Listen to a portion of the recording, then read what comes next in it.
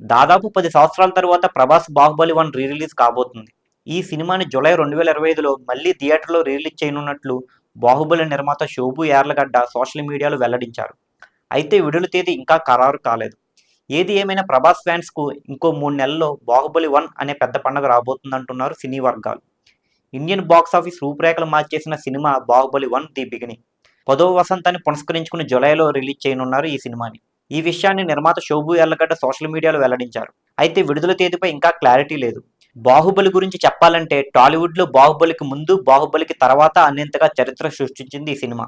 రాజమౌళి, ప్రభాస్ ద్వారా తెలుగు సినిమాకు అంతర్జాతీయ గుర్తింపు వచ్చింది. ఒక రకంగా చెప్పాలంటే అసలు బాహుబలి అనేదే లేకపోతే ఈ రోజు మనం చూస్తున్న పాన్ ఇండియా సినిమాలు అన్న మాటే లేదు. బాహుబలి 1 రీ రిలీజ్ చేస్తే రికార్డులు బద్దలవడం ఖాయం. ఎందుకంటే బాహుబలి 1 రిలీజ్ టైంలో చిన్నపిల్లలకి ఆ సినిమా థియేటర్ ఎక్స్పీరియన్స్ ఉండి ఉండదు. కాబట్టి అలాంటి పిల్లలు ఇప్పుడు పెరిగి పెద్దయి వారికి మళ్ళీ బాహుబలిని థియేటర్లో చూసే అవకాశం రావడంతో రీ రిలీజ్ కలెక్షన్స్ మరింత పెరిగే ఛాన్స్ ఉంది.